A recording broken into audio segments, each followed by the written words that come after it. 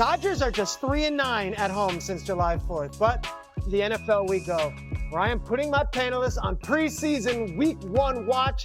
Guys, rapid fire. Harry Douglas, what are you watching for from Anthony Richardson in his preseason debut? Shregs, for Anthony Richardson, it's all about, can you make the routine play consistently, being accurate as a quarterback, taking care of the football, and showing why you were drafted 4th overall in the NFL draft. D-Wood, how do you view this Colts QB battle, Richardson versus Daniel Jones? I mean, listen, if you're the Colts organization, you want Anthony Richardson to win the job. He was drafted 4th overall. If he doesn't win this job, that is a huge failure for that organization. Harry Douglas, we know Joe Burrow is going to be playing in the preseason. Do you love or hate the fact that the Bengals are giving him some preseason reps? I love it, and you can capitalize every single letter, baby, because this football team has started slow over the last 3 years. 2-7 over that span. That's worst, or tied for worst, I would say, the National Football League. But Joe Burrow's coming into the season healthy for the first time in a very long time.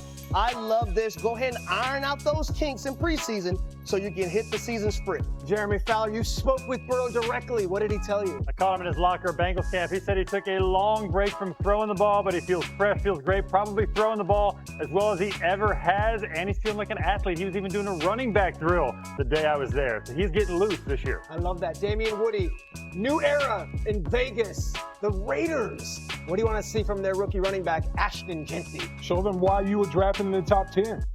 Because you were the most explosive back in college football last year. We know what Pete Carroll, the style of play that Pete Carroll wants to implement in with the Las Vegas Raiders. He wants to play defense, and he wants to run the football. And oh, by the way, you have Chip Kelly as your offensive coordinator. Show that explosiveness in the preseason. And that takes us to Cleveland, where the Browns announced 2 days ago that Shedeur Sanders is slated to start tomorrow night in Carolina. Jeremy Fowler, you spent some time in Cleveland this summer. Empty the notebook. What do you got on Shedeur? Well, the Browns like how he's accurate. He makes tight window throws. He does a lot of good things. They did have a joint practice yesterday with the Carolina Panthers. The feeling is over there that, hey, it's the Browns quarterback outlook. Maybe not so great. Shedeur does have some work to do in the pocket, urgency, getting rid of the ball. He's got a bit of a long windup as a thrower. So he's got a ways to go as far as a prospect. They like what he's doing, but, you know, they got some time. Really, Joe Flacco, from people I talked to, feel like he's easily got the lead right now in that race. Okay, that's fair. However, tomorrow night, it's going to be Shedeur. Harry, I start with you.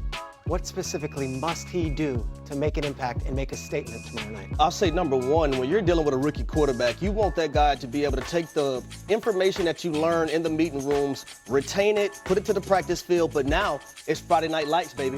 That game is tomorrow. You're going back to your high school days. Can you perform at your best when the lights are on? We know a lot of people can do it in practice. You can do it when you're in shorts and a t-shirt, but can you take that information and go out there and control the line of scrimmage, have command over the huddle, take care of the football, and then here's the big catcher. It's not like the Carolina Panthers defense were just miraculous last season. Those guys were last in just about every single category. So they're going to be playing some of their starters on defense. So if you're Shedeur, if you can take advantage of this opportunity and open more eyes to your quarterback play, then it's setting you up for a good first season. All right, Damien Woody, I look at this situation. He was the 4th quarterback on the depth chart. We've got injuries from everybody else, so now he's inserted to start. What can he do in a meaningful preseason performance? He has an opportunity to plant a seed in Kevin Stefanski's head.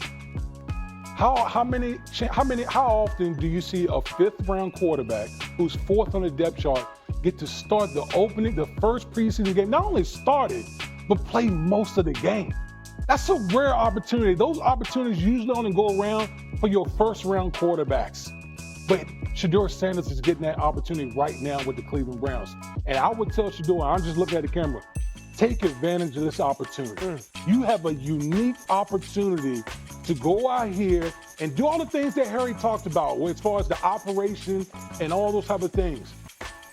But you have an opportunity to plant a seed in Kevin Stefanski's head to say, this is not too big for a rookie quarterback. And if you do that, you'll give yourself more opportunities moving forward in the preseason. Yesterday we had our lead draft analyst, Redick, here, also, of course, calls Monday Night Football and does college.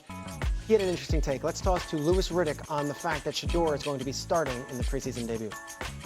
This is the kind of scenario that you don't want. You're going out there with the first team, but you haven't really repped with them. You haven't really gone through all the different calls that the quarterbacks that have been getting the majority of the 1s and 2s have gotten.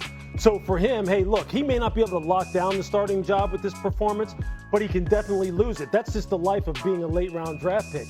They expect you to be perfect, although you weren't necessarily set up for perfection. Okay, Jeremy Fowler, I bring you in here because here's the real brass tacks of it. He hasn't taken reps with the number 1s. Yeah. He was the 4th quarterback. He was a 5th-round pick. As much as it's just preseason, this does seem like a giant mountain to climb to suddenly be fantastic right out of the gate. It's a lot. Second stringers against the first team defense. I will say this, though, being in Cleveland, the teammates there are invested in seeing him do well. They're going to ball out for him, I bet, because they believe in him, like the galvanizing of other people. Like you hear it when David Njoku, Jerry Jeudy, when they talk about him, like they like this guy a lot. And he's not a 5th-round pick in the truest sense. He should have gone a lot higher. We all know it. So there's pedigree here. So I think he's going to show more than people expect. But can I add a point here? I think we got to throw out the pre-draft. You know, all the pre-draft stuff is over.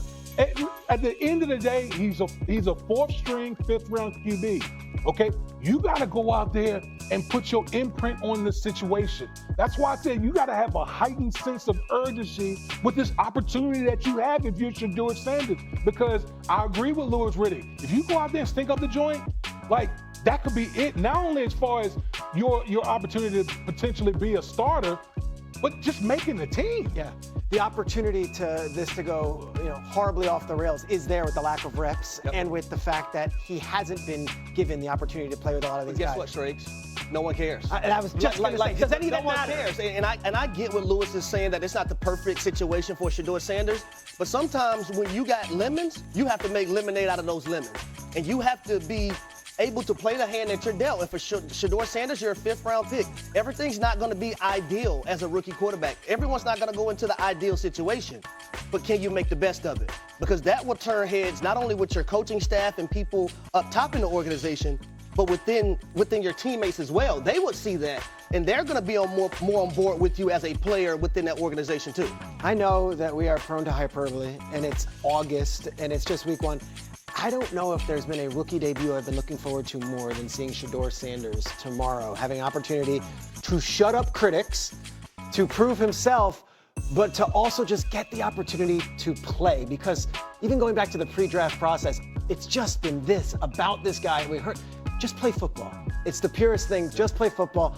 I'm hoping he balls out. All right, guys. The Colts preseason game with the Ravens is drawing to an end. His last season was marked with that infamous benching, battles with inconsistency and injury, to be sure. Now he's part of a quarterback battle with Daniel Jones, who gets his chance at starting in the next preseason game, August the 16th. That's against the Packers. But this one's for Richardson. Certainly has a lot to prove. We welcome in Damien Woody, who joins us on SportsCenter. Yeah, it's time for Hollywood with D. Wood. So, Damien, what would you like to see from Anthony Richardson here in year 3? Yeah, how about being more accurate? You're talking about a guy, Anthony Richardson, that's career 51% completion percentage. That's no way. You can't win football.